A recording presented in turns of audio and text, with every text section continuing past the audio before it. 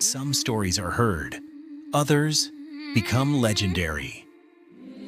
Welcome to the Becoming Legendary podcast, hosted by Rita Valente, the visibility architect and the fame activator. Real stories, raw conversations, legendary impact.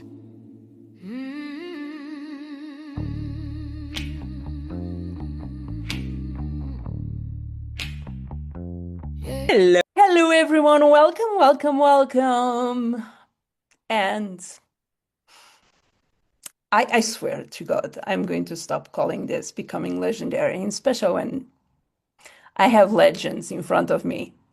And I'm always repeating this. It sounds like my intro, but it's just, I think my energy is attracting the most, sorry for my English, badass people in the world.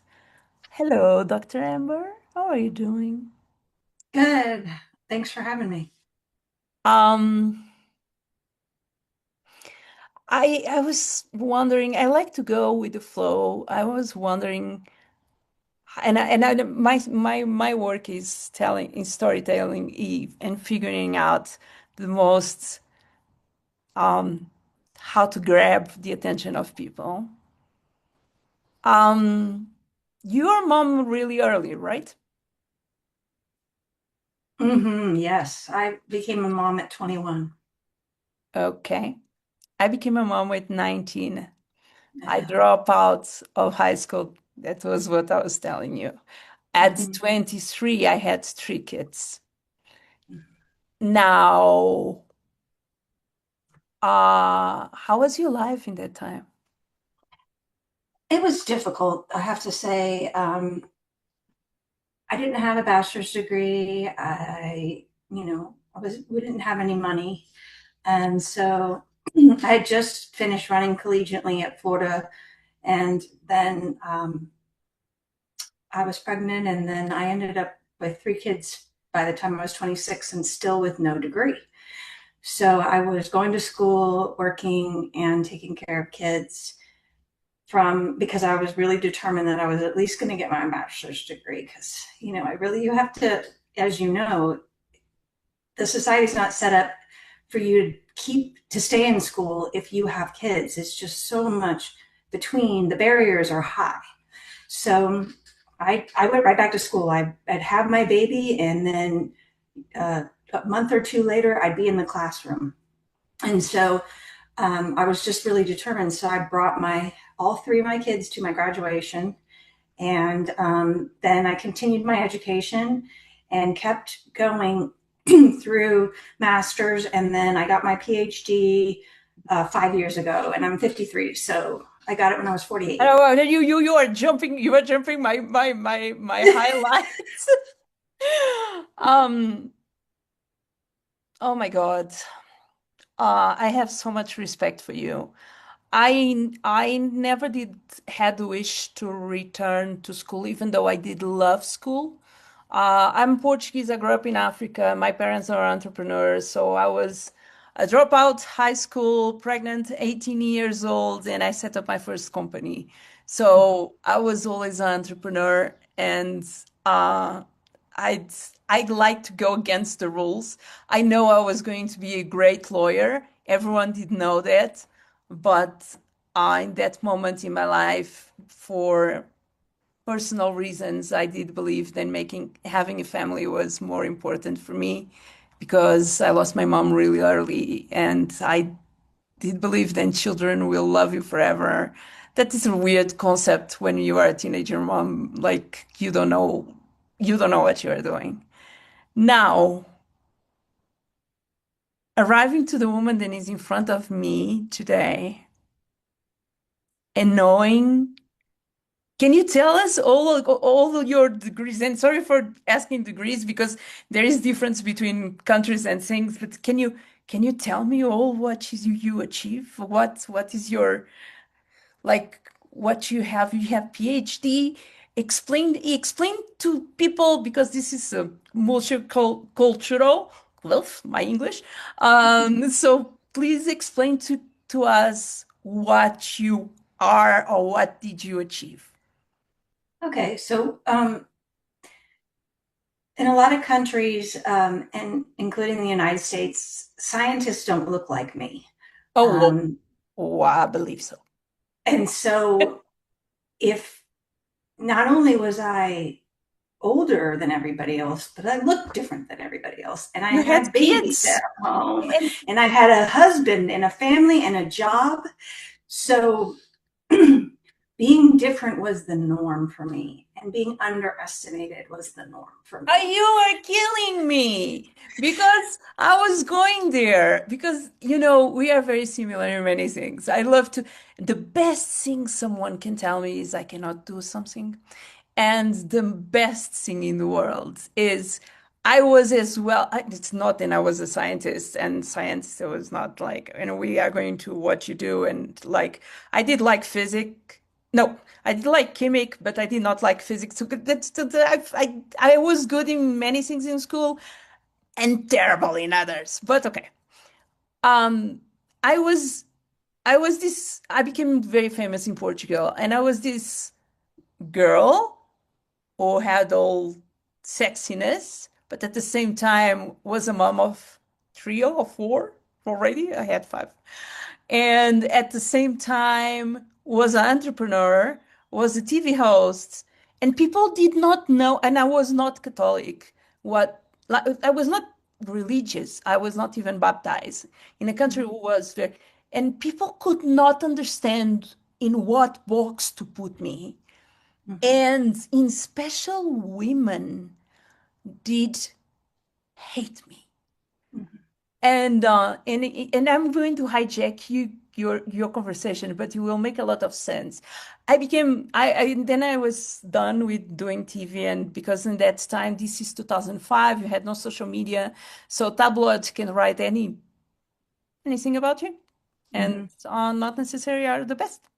And sometimes you can know things about you that you did not know. And your family calls you about weird. If you are dating your best friend and he's gay, so things, interesting things. And mhm. I became a DJ. I became an international DJ. I did a Playboy cover with five kids, and people are really annoyed with me. And I had a lady was doing it was not I was not hosting anymore because I was leaving. I left Portugal because it was the mentality did not work for me. But I was a guest on a show, and it was that kind of shows who have like the people can ask questions or are on the audience. And she was really mad with me. She said, "I think it's you. You should be ashamed."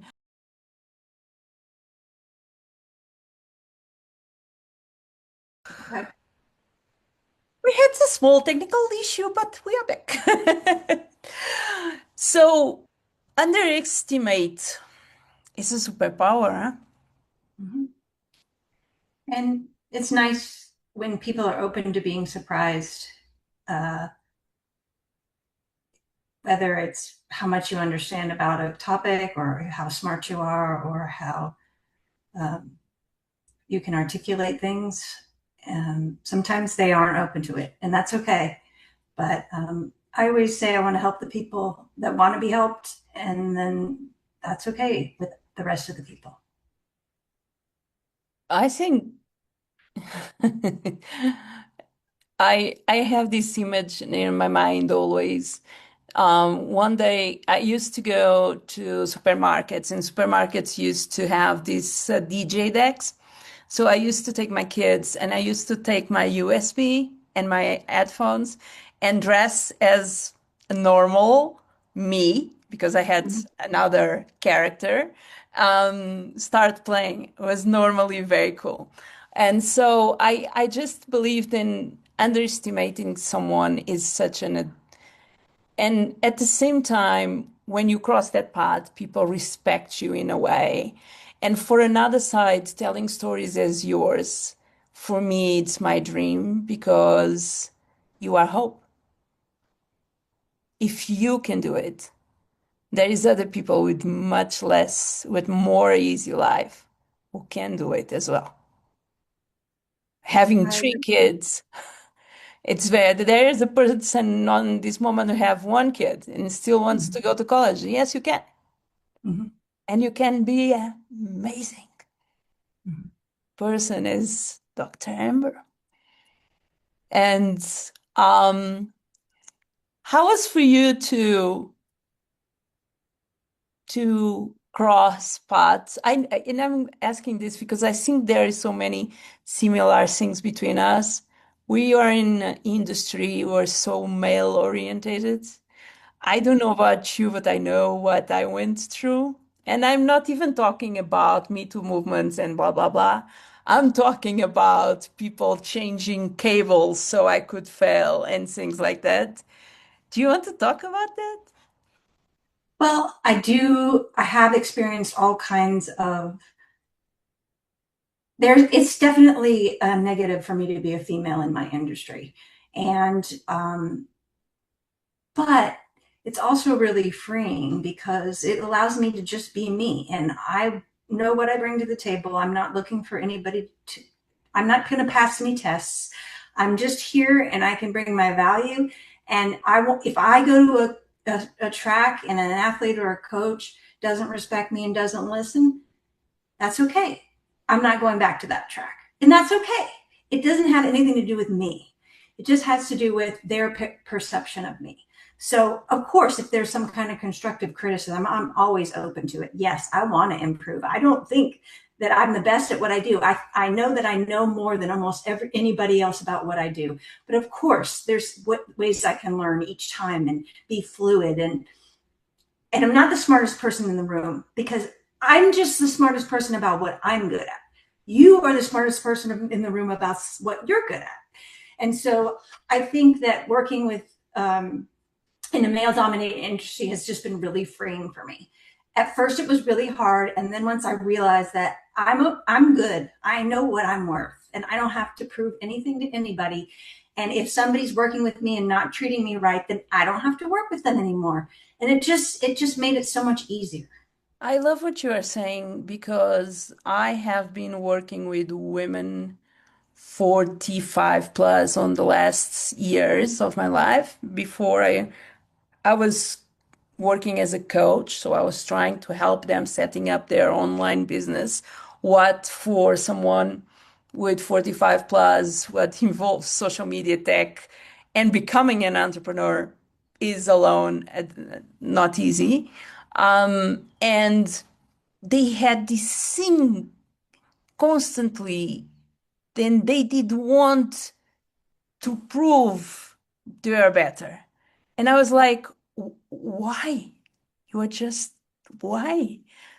Don't put that energy and try to fight what you are not going to win. Like, there are people, it's like talking Chinese to someone who talks English. Like, forget it. That is how they are raised. And on the end, makes no difference. The only thing is you are putting your energy in things that are not going to have a result.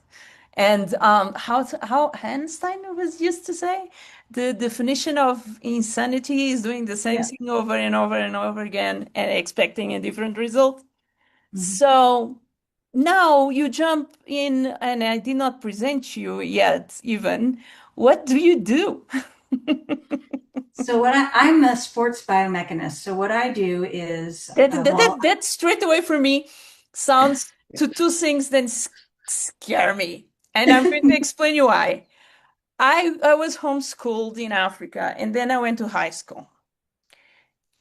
And I used the only exercise I did in my life was riding horses. I go to high school. Oh, I have this motor dyslexia. I don't know. I'm great dancing, but if I need to have a choreography, forget it. Like people go to the right, I'm going to the left. And I was so bad in high school. Then two things always did happen. Like, there is always the more fat kids. When they choose teams, the fat kid was always chosen first than me. And I oh was no. so bad. Then I did PE by written exam. And I was so bad in physical. Then I did by written exam as well. So the two things together scare me. So please explain to me what it is.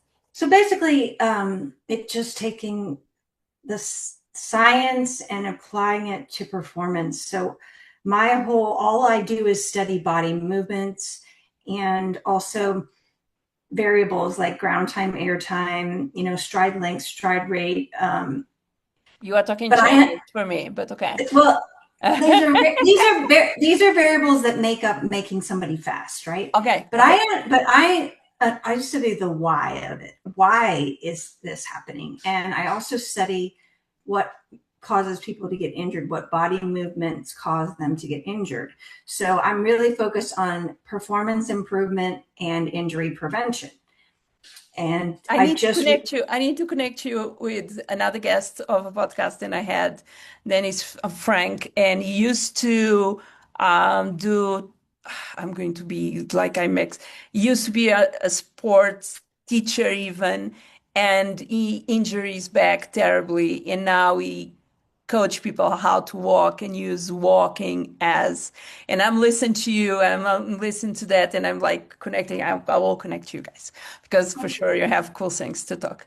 Uh, And I also, so I go on track, but I also just wrote a book, The Science of Speed. And my real goal in that is to make math and science accessible to anyone. And like anybody, you could decide you wanted to run a little faster. You could read my book and you could take at least one piece away from it. so we are here to promote your book. What you want? I want to sell 10,000 copies this year so that people who are just regular people can read a book and not be scared by the science or the math of it, but really understand why things are happening and giving yourself, like you can make a change. I don't have to be a biomechanist. I can look at this book and I can understand what I'm doing wrong, even if it's just one thing, and I can fix it. Okay. How you are inviting people to read that book? Well, I have a website, I have social media, CompuSport.org. If you look up Dr. Amber Murphy or CompuSport on social media, I'm out there. LinkedIn. People can I'm answer doing you questions about when during. they connect with me, yeah. And then my book's on Amazon. Just search on Science of Speed or Dr. Amber Murphy. It'll come up. Hmm. And I feel like it's not expensive, so that's just another barrier that's taken away. You can No. afford it, and so it makes it for more mainstream. Okay. Why someone wants to be faster? Well, don't you? I mean, there's so many different ways you could I apply know, it. I know I I'm mean, doing very dumb no, no, no, questions. no, it's okay. So there's plenty of people my age or your age who like to do 5Ks or 10Ks or marathons or whatever. They could read my book and become a more efficient runner or prevent injury so that they could continue to run for longer. There's a section on hills to help you be more efficient when you're going up or down the hill. There's, a section if you are a parent of a team sport player. There's a section on team sports to say, these are the things you should be doing with your team sport player to help them get faster and stay injury free. So I think it can apply to lots of different kinds of people. Mm. I am the perfect person to drill your content because I would like to run. I don't even run. I would like to run. I just came from before the earthquake. I decided to go and live on top of a mountain. Then it was, I believe in feet, 9,000 feet, Mm-hmm. where it's like, having this conversation was going to be hard on the beginning. Yes. And for me, I was the last house. I was alone in the middle of wolves. And each time I did need groceries, when you go down and your knees hurt Mm-hmm. and your brain is already saying, "Oh my God, I will need to Mm-hmm. come back." And I think the inclination, I was looking this morning or when I was talking with Frank about the walking, and it was 600 feet. So Mm-hmm. you go 8 miles up, 8 miles down, and 8 miles Hmm. up. And when you go up, you go with a backpack full of cans and food. Food. Hmm. For a person who don't exercise and is quite of overweight with premenopause, let's put it like that. So I'm going to drop something that looks like I'm sponsored by, and it's not true. I figured it out, and this is on Colombia. It was before the earthquake, and yeah, that is a very sensitive thing because many, yeah. But the first time I lived there, I don't know why I went there, but you have this. It's magical, that mountain. It's a beautiful place in the world, and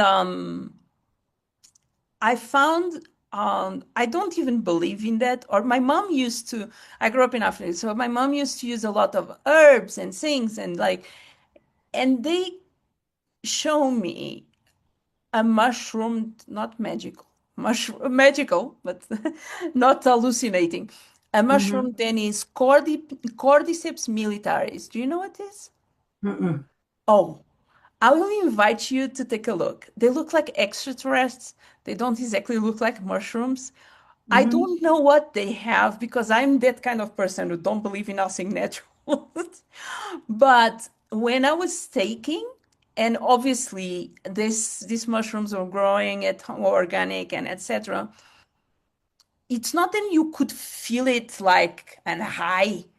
You could Hmm. feel it when it did end because you're like, oh, it's like it was gone. It's a little bit, it's a bad example. It's like been a little bit like Red Bull, like Hmm. energy is gone. Hmm. Hmm. But I don't know what he had. I know then in 2 weeks, I could do 22 miles.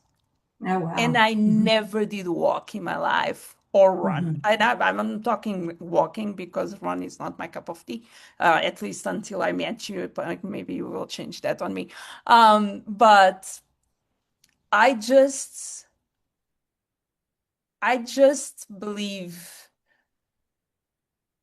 then your story has so many beautiful things to be shared. Then, what will did you like to share your story with the world more than this podcast? Absolutely. Because I can imagine there are, and I'm going to say women, but there are women all over the world who just limitate themselves, in special in this moment in life, to their age, to the kids, to so many things. And I don't know, but I feel better. I feel more, hmm, I'm going through a process, but I just feel the more old we become, if we are okay with ourselves. Like I was much more happy at 30 than I was at 20. And Hmm. 40 have been different. So I'm looking for 50 as well. It sounds weird, but let's bring on. Um, I I have an idea, but I will tell you enough. Um, a message to that mom of three. Your past doesn't dictate your future, and just because what you want, you look different than everybody else who wants what you want, doesn't mean you can't want it and make it happen. And I have news. She did. Congratulations. Thank you. It is a blast and a gratitude to have you and to be able to share your story. Thank you for It's having me. I appreciate I wish I could hug you right now. So I'll send you a hug here. it. Thank you. I'm going to say bye to these people. Oh, do you want to Okay. leave any message or anything? We will share all your links, obviously.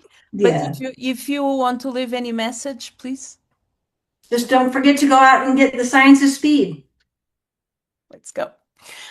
Thank you so much. I'm going to say bye to you properly in a second. Thank you so much for being here. This is Becoming Legendary. Live your dream and make it happen. And go and find more about Dr. Amber because nothing Everything looks impossible. I think Nelson Mandela told that everything looks impossible until it's done. So, I love you guys. I'll see you on the next one. Bye bye.